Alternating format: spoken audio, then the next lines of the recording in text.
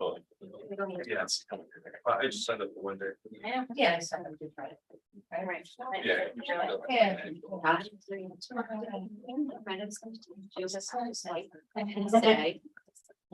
You've been in IA. Crazy, and I'm like, I know you're up. That's not all right. I'm good. I just wanted to do everything in order. I know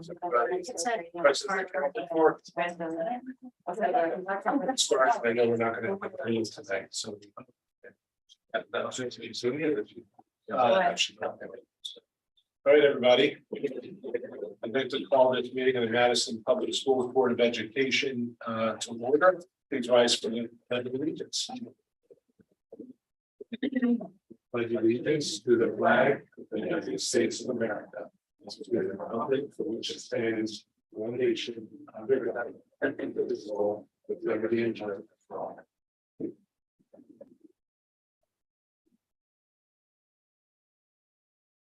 Okay, so now we have the school community session with public participation. Emily, would you be so kind as to read our normal thing? Yes, so the board welcomes public comment at our meetings, whether you're in person or on Zoom. We ask that you state your name and your address, and comments are limited to 3 minutes. I'll let you know when your time is up. The board is happy to hear from the community, but it should not be expected at a business meeting that the board or administration will respond. The public comment period is not a time for public discussion. And if necessary, the community member will be contacted for follow-up. If you're joining us on Zoom, we ask that you raise your hand and you will be called upon. Do we have anyone in person who would like to speak this evening? Do we have anyone on Zoom who would like to speak this evening? Raise your hand if so. Okay. Thank you. Thank you. Moving on. I would like to extend a warm welcome to Brooke Anderson and a welcome back to Eli Ackerman, who are our student representatives for this year. And Eli has moved on to his senior year, so he'll just be chilling out, not doing anything. Brooke was working very hard trying to get into college. So welcome, and it's your turn now to report. So thank you. So with the new school year, one thing that comes back is sports. Very exciting for me. I'm a part of the boys soccer team this Thursday. Big day, probably the biggest day of the year. Home opener versus Guilford. Boys at 4 o'clock. And the girls play after us. It's a big day. A little nervous, but it's all right. And then on Friday, the football team has their home opener. The hands-on stage play had an informational meeting about their fall play, which is the Crucible. Very excited about that. We all read the book in 10th grade and I really enjoyed it. So I'm excited to see how that play turns out. And one change this year is that PAW groups have been dropped and advisory groups have taken over, which isn't a very big change. The only change, I guess the biggest change, is that we meet in different places during fire drills, but that's not really that big of a deal. There's also a new policy this year where they have a strict no phone policy. And surprisingly, I think it's going pretty smoothly. I know it's a kind of a big adjustment for the people who've been so used to being on their phones during those like extra classes that are not as important as some people might say. But I think a lot of teachers have gotten under control, and I think the students are honestly going with it, even though they might be complaining with it like in between classes. It's working pretty well. A few dates that are going to be popping up is tomorrow is parents' night, so the school will be filled with parents. They have a common application financial meeting September 12th. It's open to anyone who needs any help for financial aid. And later on in the month, swap that. Later on in the month is a financial aid, and the common application workshop is September 12th. Yeah, I have a question. Yeah. So the phones, that was something this year, Yeah. and what precipitated that, or how did that come about? I'm not sure exactly why it became so strict this year, but I think in general, teachers were just not so happy with kids being multitasking during their classes. So Yeah, the message I heard was that a lot of teachers were bothered by headphone usage in class. People are listening to music, they're not listening to the teachers and they're using their phones in class. And I think that it was a common complaint from teachers is that there's just too much phone usage in class. So they decided to crack down on it even more. Our technology policy used to have bring your own device. Right. And then for an interim period. And we're allowing students to use their cell phones for, class use. Yeah. Related to class, and then we upgraded and we got the. Not the laptops, the Chromebooks thing. Yeah. And once the Chromebooks, Right. once we have a Chromebook for everybody, Right. we were able to move away from bringing our own device. But the devices that kids were still They were bringing still bringing were being stuff, misused right. and during class, so. So you can bring them to class, you just can't use them. In other Yeah, words, you don't drop them in a box or. well, if you're on it, some of my teachers will say, if you're on it, you give me your phone for the period, but most of the time they just say, put it in your backpack. That's it. The students use them in between classes or passing them all. Yeah, in the hallway, people will have their phone out, text their friends, check if they have any messages, but when you're in a class, it's supposed to be away from back. So lunch and. Yeah, study halls lunch. Okay. I kind of feel like that's a good compromise, because kids have their phones in case, God forbid, something happens, Yeah. there's an emergency, They should, I agree. yeah, I just didn't know how it came to me. thank you. Any other questions for our star students? Guys. Congratulations on being selected and welcome again. And what grade are you in, Brooke? I'm a junior. Junior? Yeah. Did you work this summer or do anything? I just babysit. How about you, Eli? That's Mark. I had an internship. You did an internship? Yeah, I think you told us about it. How did that go? It was great. I loved it so much. Good. Yeah, That's a good thing to have on your resume. Good to be back in school though. Do people seem happy to be back in school? Is the energy? good? yeah. I mean, I'm a senior, so everyone loves starting senior year. People are really excited. So, yeah. Junior year, not quite as exciting. I think most people are just nervous rather than the actual workload being that much right now. It's pretty, Yeah, yeah. yeah. Well, we Good luck can't- to both of you. And good luck with your game. Good Yeah, stuff. right. Yeah. What are you watching? Do you do a sport? I do gymnastics. Yeah, so- great. And track, I guess, too, but that's. Track. It's just for fun. All right, thanks so much. Thank you very much. Thank you. See you next time. Do your homework. Okay, superintendent's report, Dr. Cook, take it away. Yes, thank you, Chairman Klaskin. Just a few notes on our opening of the year. I will say weather cooperated very well last week. This week is a much different story. Today was very warm and we do have classrooms without AC. We visited them and they were quite warm even early on today. We're also experiencing some additional outages at the high school that were unexpected.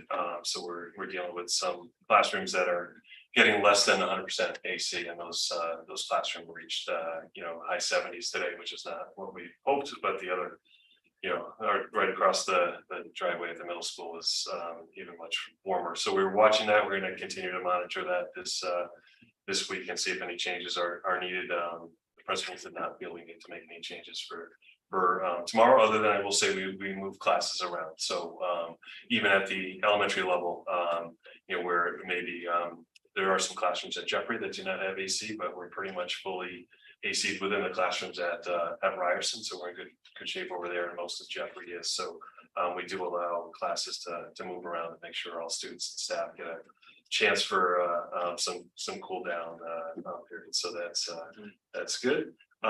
Buses have been better this week. We had some need for some improvements over last week, which is not atypical. Pretty much every school year that I've ever been part of has started with some changes that need to happen. Some improvements, and parents have been great. Of course, first couple of days too, they're taking pictures. We understand that, but we've really refined the times. We're in a pretty good position right now. We are, as I've shared with the board and the public, pretty much right at our number of bus drivers. We're actually had a supervisor driving today as a bus driver was out. We borrowed bus drivers from as far as New Hampshire, so appreciate Durham's school services for all they do to make sure it happens.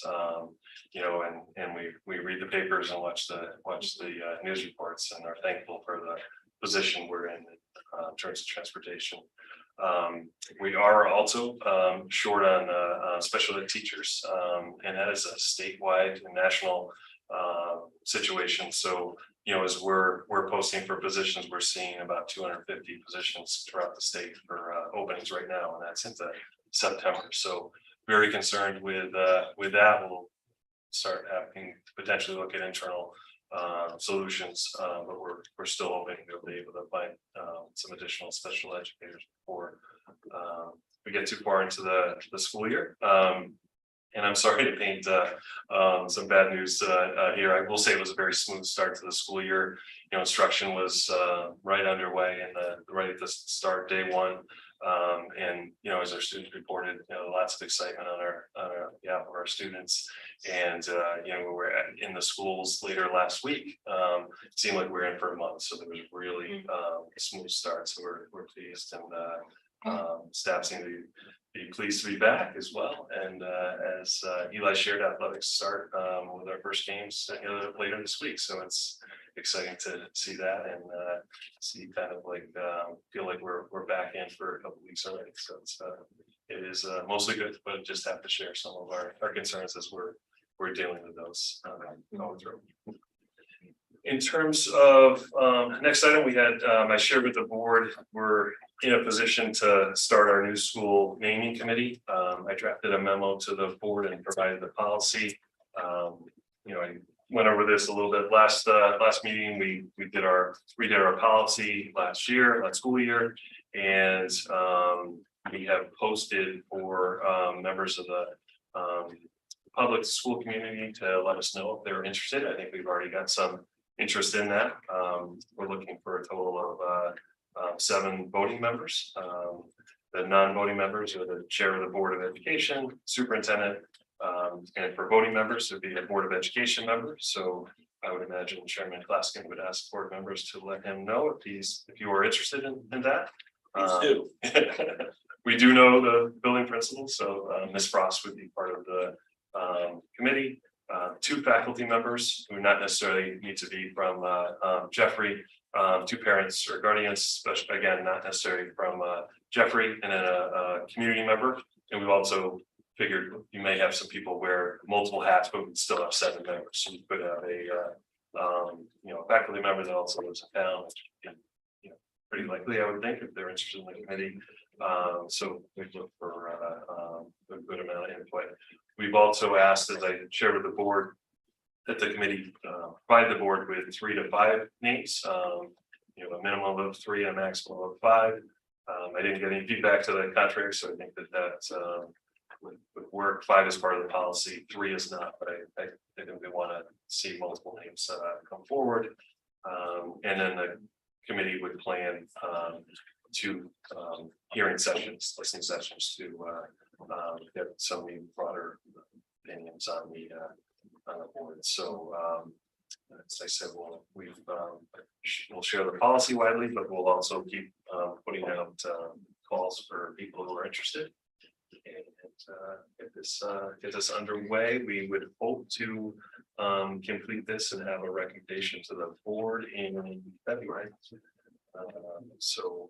February 1st, with the names, we provide those to the board and look for the board to vote officially in February. That will assist us in the process going through for building the building. To have a name in place is helpful for the state documents and things like that, but also I think start to draw some excitement too over the building. Can I ask a question? Of course. So this is for the new school, the newly reconfigured former Brown School. Is that going to keep the name and just be the Brown Elementary School? Has there been any discussion about that, or? That would be up to the board. If the board wanted to run a parallel committee on Brown, I think it could, or we could keep the name. Okay. Yeah. Right, that's a good question. Because Ryerson and thinking about how to. Will Ryerson just disappear and will Jeffrey Jeffrey just disappear, disappear, or right, will they yeah. be integrated in Yeah. some way to the new? That's kind building? of sad. Yeah, well, if you look at the policy, the way it's written, it's not just for the naming of buildings, but also for naming major portions of buildings. Yeah. So you could always look into perhaps naming the auditorium or the gymnasium, after Ryerson or after, Jeffrey. Something like that in case that the new name that is voted on doesn't reflect everything that the community wants. We can kind of try to make everybody happy. Yeah.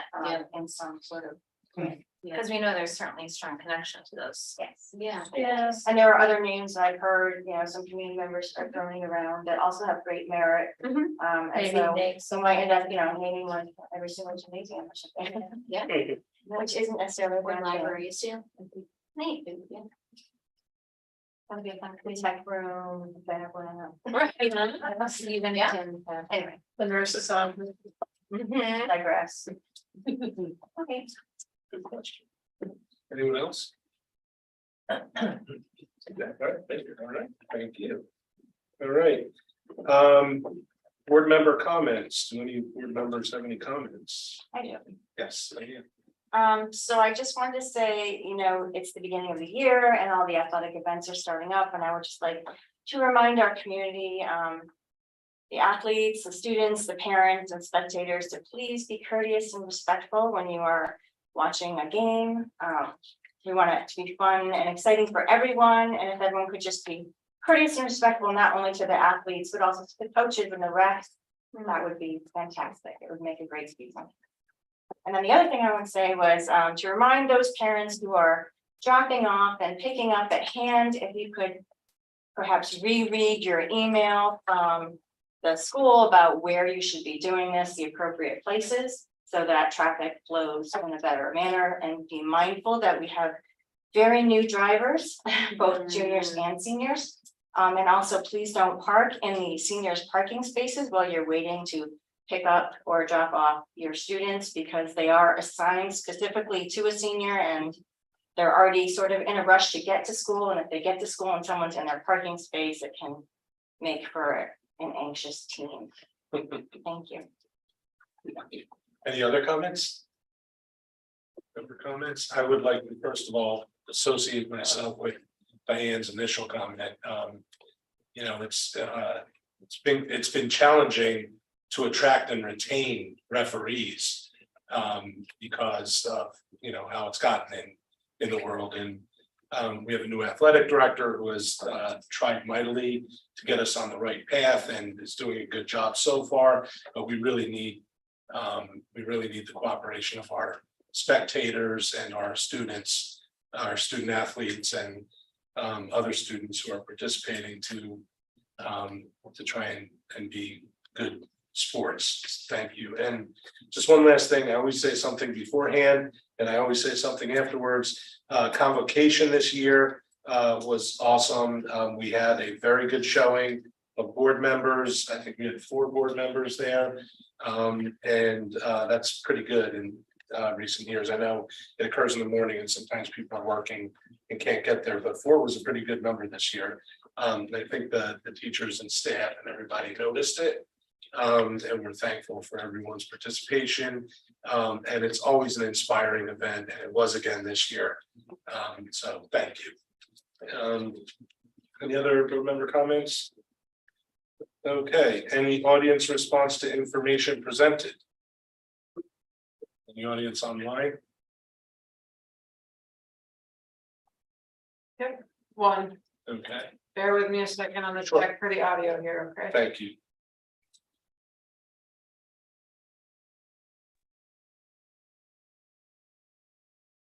Are you able to hear me? Yes. Yes. Yes, My name is Jolene Kennedy. I think you're all familiar with who I am. I logged on to the meeting tonight hoping to get some clarity from the superintendent regarding the routing of our buses. It sounds like, everything's going well, but I'm still not clear on whether my son will be picked up at 7:42 when he will arrive to school on time, or 7:52 when he will be late like he was last year. So I'm hoping to get some clarity on that. Thank you. So we don't respond to public comment during meetings, but members of the public will be commented afterwards when necessary. Thank you. Thank you, Ms. Kennedy. You are welcome. Okay, item 7, consent agenda. We have some line item transfers as of August 31st and some budget expenditures as of the same date. Can I get a motion to approve the consent agenda? Galen, Second. seconded by Diane. Any discussion? Seeing none, all in favor, aye. Opposed, nay. Oh, I'm sorry. I'm sorry. That's okay. I had What? questions. Absolutely. Is that about the transfers that are right here, all these? Yep. Okay, I did have some questions. Is that okay? Absolutely. Feel free. So actually it was these. So I noticed there's a lot of ins and outs, debits and credits that go back and forth to different accounts. But I think my question was, where would the impact be, I guess, professionally and where does it affect the schools academically at all? Because since we're transferring in and out of basically the same accounts. So I'm unsure as to, I agree that we have to move money around, but I'm just wondering. Where are we lacking? And how are we gonna try to fill these positions that we're taking out, or how is all this going? Sure, so I think I understand the question. So some of them are budget reductions that we did last year that we went through the budget process.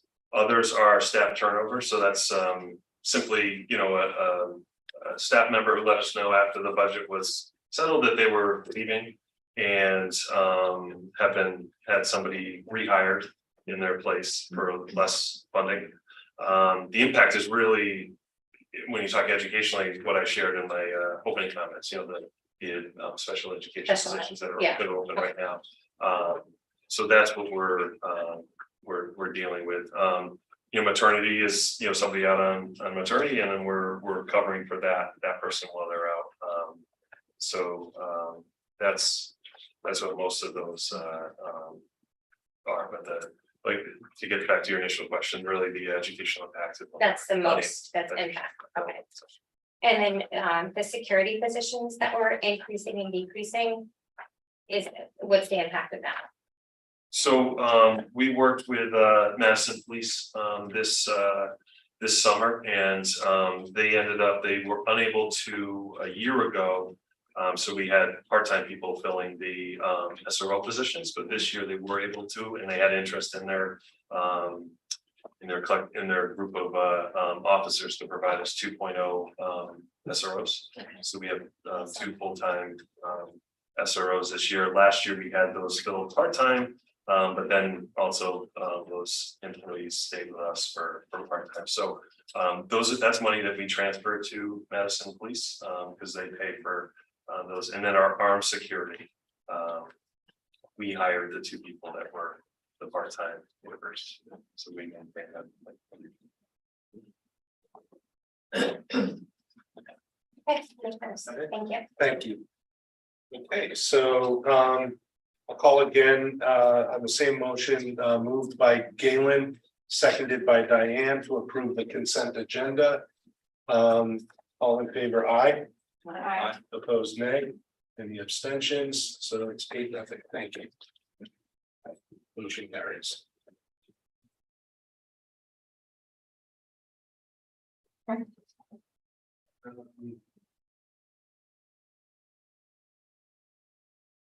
Next agenda item 8. Oh, I'm sorry, 9. That is board committee and liaison updates. Curriculum and student development meeting, Stephen. Yes, we met this evening, had some, as always, some interesting items on the agenda of work that was done over the summertime. Members of the committee were present, Kathy Miller, Mary Ann Connolly, myself, and Seth was also there. One of the first areas that was presented was AP rather, music textbook adoption. And there's a theme that you'll see through many of the things that I'll talk about tonight, which is, technology and the advancement that's happened in the world that is then translating in exciting ways into what we see in the district. I continue to be impressed with the whole development of the music program in town.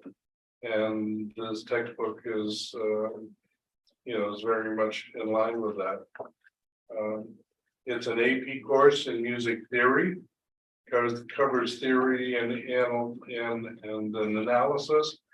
What is of note is that there is an oral and ear training component of this that involves media and digital software and opportunities for the students to over time develop their oral and ear training, which is something historically, from my experience, is something you only see really at the college level. To see that at the high school level and to hear conversations about much of this work projecting down into the middle school, I think is really exciting. There's a music technology course that there is part of the textbook adoption development. There's digital software where students get an opportunity to create music that would be background to a film. They get the opportunity to do DJ simulation and be able to work with that software, GarageBand and others. And apparently there's significant interest on the part of students, but it is what is happening out in the world and the music careers. Next area was other areas of curriculum, grade 6 chorus, which is the first time sixth graders are experiencing this. It's a year-long course and it's 50 minutes, but again, the learning outcomes that are designed and the sensitivity to the progression of skills moving up, from middle school to the high school, I thought was impressive and clearly significant thought has gone into that. And the point was made that, whether students choose band or chorus, they're learning the same theoretical concepts and learning outcomes. Next area, again, very interesting, and that's something you see in a lot of high schools, is the adoption of American Sign Language as a course. And there was a curriculum presentation in relation to that. Again, the technology theme comes through this, rather than what used to be traditional, which you have your ASL book and you learn the signs, the use of media and interaction and making it real for kids is embedded deeply in this course. It's at the very beginnings, and we'll see how it develops over years. But there again is student interest in this. Next area that was covered was Southern Connecticut State University dual credit expansion grant, which is just a little under $40,000.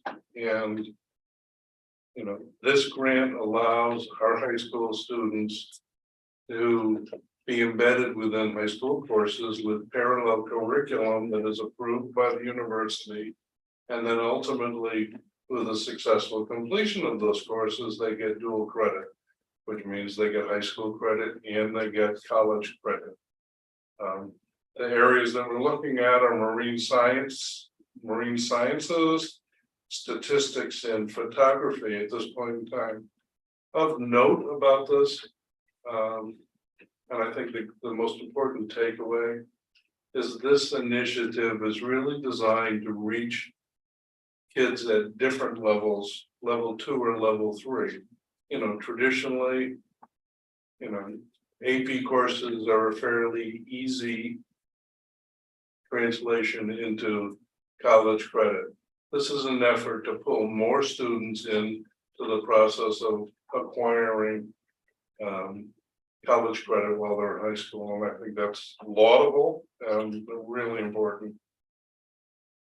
The last part of the presentation was a first for Madison and very likely for the state in general, which is a preschool curriculum, English language arts, and that is the culmination at this point of about a 2-year, very comprehensive program of working on developing these standards and developing the curriculum.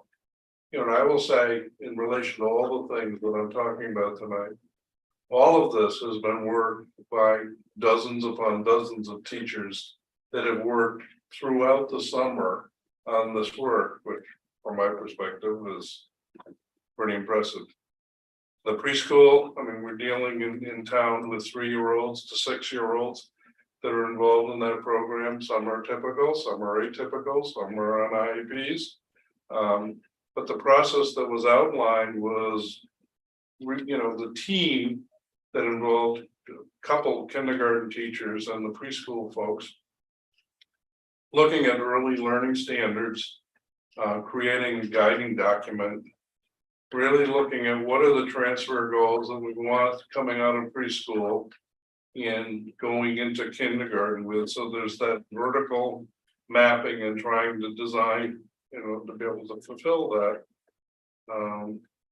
You know, they stress the real focus of the program is literacy and social and emotional standards. And, you know, I and other members of the committee, and I'm sure enjoyed, you know, the statement that was made. We want them to love learning and be active in their own learning. That's the overarching goal of what they're trying to do.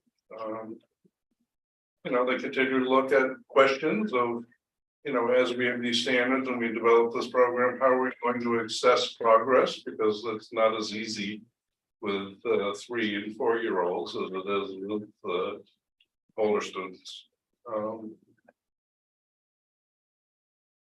You know, there was a number of comments by board members in relation to appreciating the work that went into all of these curriculum areas. There was no public comment, and we adjourned at 6:30. Thank you. Any questions for something? I have a question. Yes. So when you looked at the music theory and the dual credit, was that just all presentations, or did you vote on it to bring it forward to the board? Those at this point were just presentations. Any other questions for Steve? No. Thank you. Good report. Facilities committee, Emily. Yep, so the facilities committee met this evening. We had 2 main items on the agenda. First, some updates about HVAC projects at Polson and at Daniel Hand. As you may recall, there's been a subgroup of folks reviewing the Polson projects to review and plan for the HVAC system at Polson. We have decided with the board of selectmen approval to move forward with the traditional system based on consideration of both time and money, as you may recall. They're working on getting an RFP ahead to design the system, and that will be in conjunction with the shelter and the generator project. We're going to move pretty quickly with this initial design phase. We'll get the RFP back this winter. Hopefully, the majority of the work will be done the summer of 2025.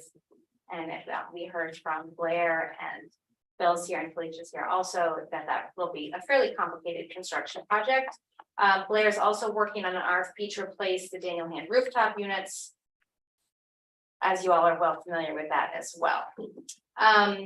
We also spent some time reviewing the 2024-25 BIP requests and thinking about how we could smooth out the 5-year plan.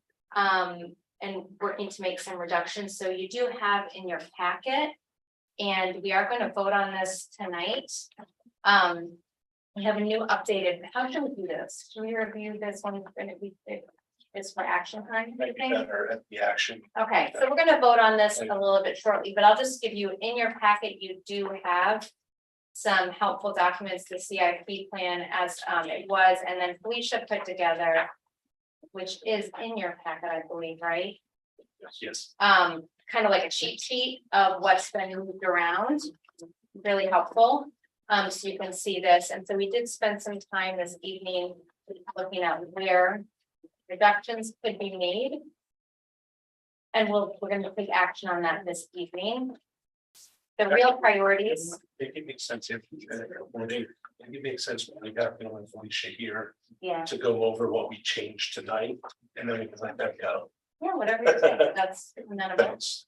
You'll see here that the priorities in this next year were the rooftop units at Daniel Hand. And then necessary updates to Brown as part of the reconfiguration of the school. Is it the newest one? So what Bill just handed out is the most recent version with the updates and refinements that we made tonight. A much bigger print. In much bigger print, than our magnifying glasses out. So this evening, we were able to reduce it. If you look here on the document in front of you. We were able to bring down the, which one am I looking at here? You start with me. Yep, You want to sit? Back. yeah, do you want to walk us through it, Sure. Felicia? You're the expert here. So on page 1. We move project number 14 and 15. Over. To 2031. Thank you, Felicia. And so those two projects, and then the next page. 2. We move projects number 17 and 18. Over. The 31 as well. We moved them out past the 5-year. And then page 3. We removed the library because we're gonna do that as part of FF&E. Year summer 25 with the new library furniture we're gonna build, and we moved the gym wall out, which is 21. So 14 was the library furniture we removed, and project 21 we moved out 1 year. And then in athletics, we just moved out project 03 out 1 year, so it was outside the 5-year plan. So that changed, if our calculations are correct, the 5-year summary from 14,851,261 to 14,084,992. Yep, so reduction about $760,000, we figured, right, Diane? Yeah, 76626. Yep. The Cedar is not a whole lot to move around in here, but I think we did our best to smooth it out. I mean, being mindful of what's necessary and for, ADA compliance, for example, at Polson, that's a big chunk of the money in the next few years, the door hardware updates for ADA and the bathroom ADA updates. And we moved a lot of this around last year and broke things up, and we didn't really feel like we could change that anymore. So if anyone has any questions or want to discuss this, but the facilities committee did vote and approve this version that you have in front of you that Bill just handed out, to bring to the full board tonight for a vote. Knowing that then it'll go to the town and they have more time to review it.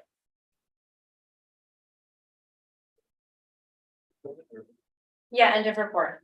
There were no public comment. Good report. Any questions for Emily? Thank you. Any questions for Bill or Felicia while they're here? Felicia did a nice job, the summary, Mhm. Yeah, that's helpful. That was, Yeah. people like that. I'm a big fan. I just want to make one comment. We talked about Sure. in facilities. Line 7, the storage building, even though it does not affect the next 5 years, we were gonna move it 1 year out.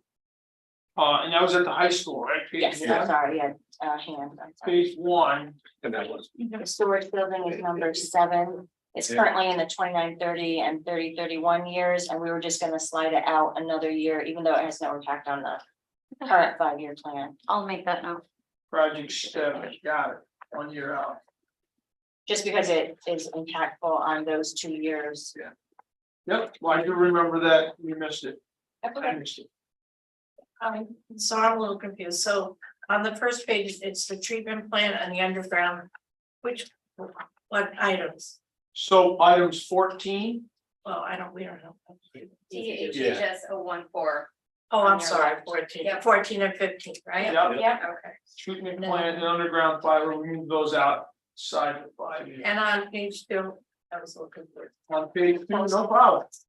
On page 2, on the far right hand side is PS, PMS 017 and 018, one's no work. Okay, the windows. Yeah. Yeah. And then, Page 3. Yeah. Page 3, the library, replacement furniture, which is BS.014. We moved that, we were gonna add that into the, project number 002. So we took that line right out of, the year, and then we moved BS-021 gym wall replacement, move that out 1 year. just to clarify, Marion, the reason that we removed the library replacement furniture completely is because it's already sort of in the line 2, which is FF&E is furniture, fixtures and equipment. And so that you see the large number for the 24-25 year.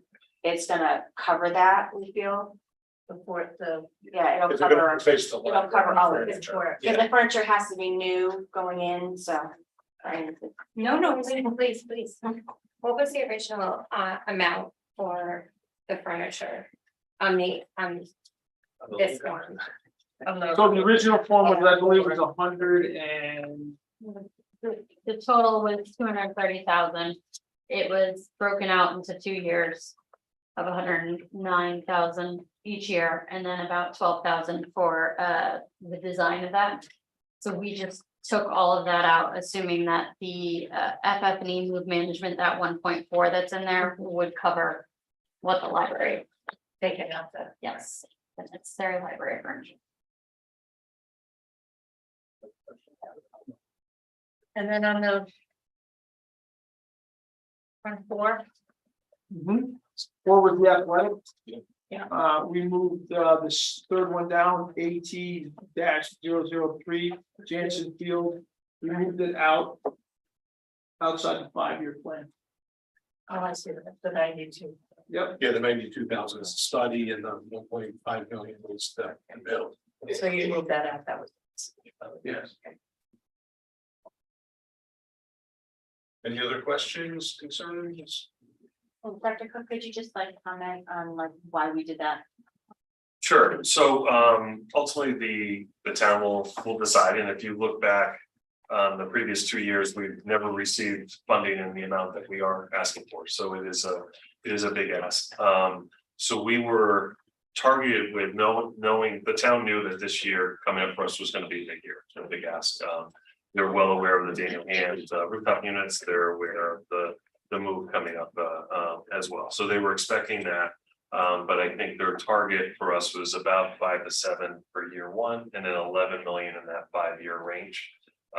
So we weren't able to, come in under those numbers, but, I think we'll continue the process as need be, we're hopeful that maybe this, this will get funded, and then if not, then we'll have to go back to the drawing board. We did last year, we went back, last year and previous years as well. It's kind of a very fluid document, as you just seen here tonight. Yeah, we made substantial cuts last year. Yeah. Unfortunately, though, when we keep kicking it down the road, eventually we're gonna have to pay for it, so. And we did feel that we could talk about it more during the vote. So. The action item. So any last chance for any questions for Emily? No, thank you. Thank you. Thank you. Alicia, thank you. Thanks. Thanks. Thank you. Okay, Finance Committee, Galen. We did not meet. Our next meeting is on September 19th. Thank you. Personnel Committee, Maureen is not available today, but I know that she would report that we have undertaken our negotiation with the Administrators Union, and those are ongoing. They just started, so. Policy Committee, Diane. We have not met. We will meet on September 19th at 6:30. Okay. And any questions for policy? Okay, Learn Liaison, Mary Ann. We haven't met, Okay, and I don't have a date. thank you. All right, thanks for all the good reports. Action item 10 is a motion to approve the phase 1 early procurement package and authorize the project, the new school project, to proceed with state final plan review and subsequent bidding. The phase 1 package is comprised of plans and project manual dated 7/21/23 and a professional cost estimate dated 8/29/23.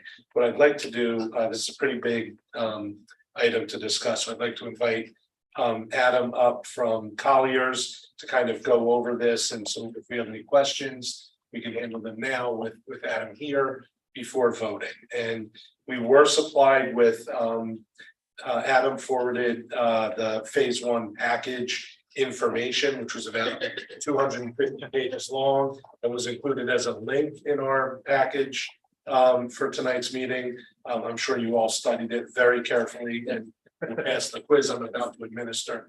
Hi, Joe. But Adam's here to kind of break it down and simplify it for us. Please. Good evening, everyone. So the vote before you tonight is both extremely simple and extremely important. Basically, it's the first of 4 phases that the project will undergo as seen through the State Office of Grants Administration. The first phase for tonight is the early procurement package. Second phase is the main general construction package. The third and fourth phases will be FF&E and IT, so furniture and the IT equipment, and then playground. Which order those go in is still to be determined, but those are the 4 general packages that will eventually go to the state for review. And so subsequently, there will be 4 votes by the Board of Education as well as the School Building Committee to essentially authorize the project to go to the state for that final review. It's not a contract approval, it's not anything of that sort. It's basically from the Board of Education standpoint, an assertion that the scope contained within this package is in alignment with the education specifications that the Board of Education put forth. Within this first package, as I said, it's fairly simple in the sense that it's getting out ahead of some of the long lead items that have been seen in recent phase construction. As you might have heard from other construction projects where there've been long delays because they couldn't get a generator or couldn't get an electrical switch gear or some ductile iron piping or some other electrical components. All those things are what precipitated the need for an early procurement package that's before you all tonight. So that way it can go ahead of the main construction package and get approved to go to bid by the state, put out to bidders, get bids back, and then the plan is to have a contract in place for that value to get those starting working within the manufacturer's warehouses while the rest of the package is being put out to bid under the more typical construction timeline. So ultimately, the 200 or so documents that you saw, the intent is not to have this group understand every single bit word in the specifications and project manuals. The design team puts that together. Each package goes before the building committee, school building committee, for their review on the more detailed level of the design, as well as the building official, fire marshal, health official, and an ADA. As part of that sign off before it goes to the state. So before this group, it's basically just an assertion that yes, this package aligns with our education specifications. Obviously, the general construction package, that phase 2 package is far more in depth and detailed and I don't want to say relevant, but probably more of interest in terms of alignment with the education specifications. So that package is right now in the process of having its final reviews with the various third-party reviewers and estimating and things like that. We'll come back before this group and probably October to give a design update walkthrough of what everything is, how it relates to the ed specs before that vote comes before this board. But for right now, this is just the phase 1 package for buying some equipment early. So that way the construction process isn't slowed down when we get there. Any questions on that part?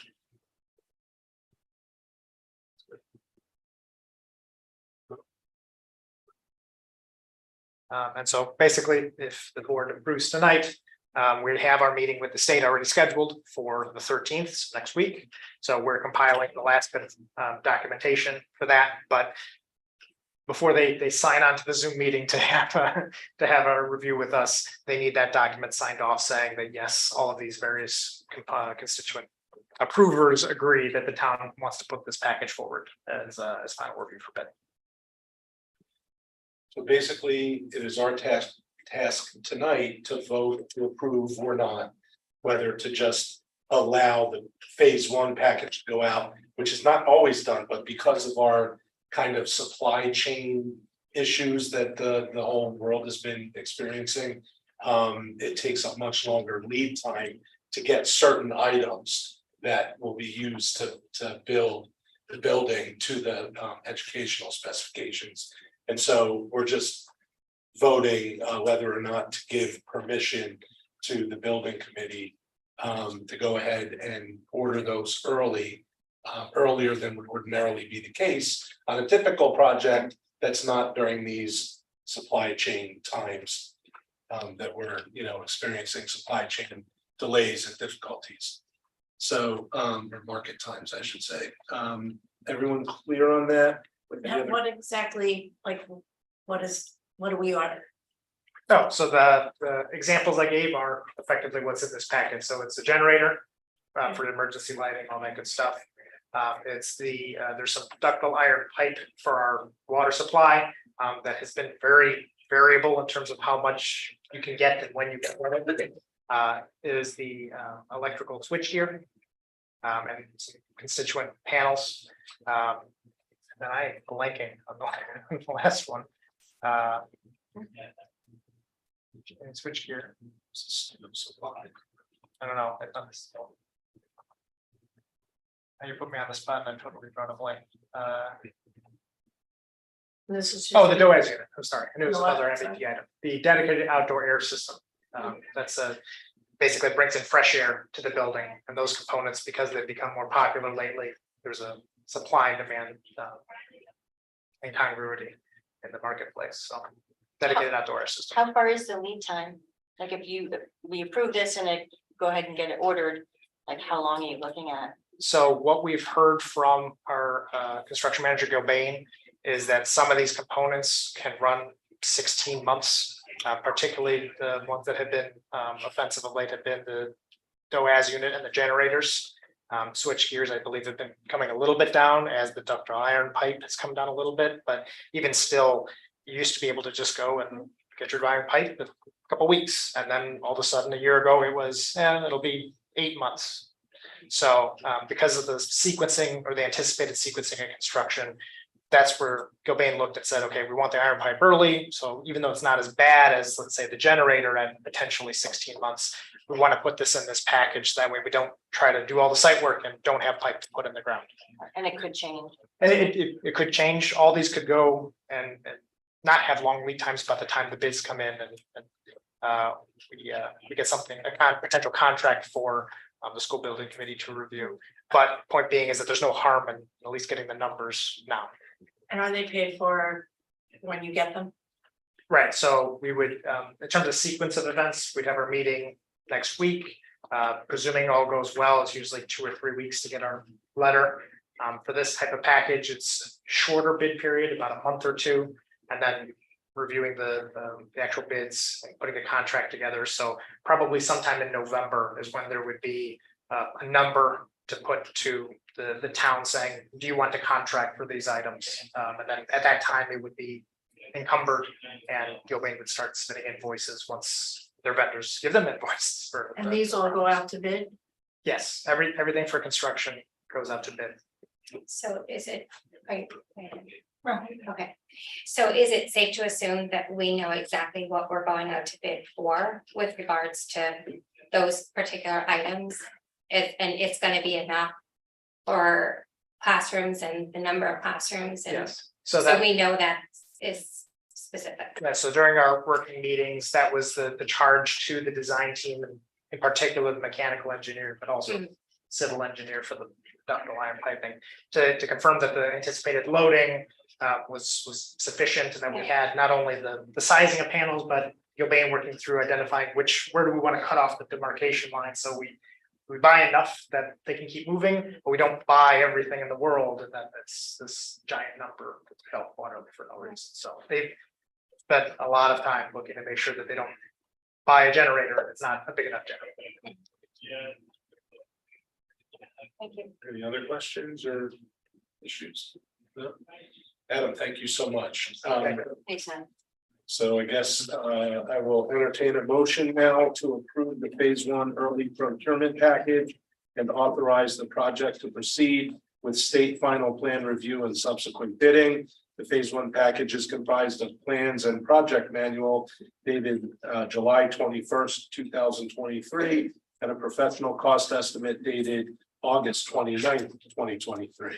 Can I get a motion? So, By Diane, thank you. Second? second. By Kathy, thank you. All right, discussion, and maybe Adam, stick around just for the discussion. Any discussion on this? Any questions or further comments? Okay, thank you. All in favor, aye. All opposed, nay. Any abstentions? So that was, motion carries 8-0.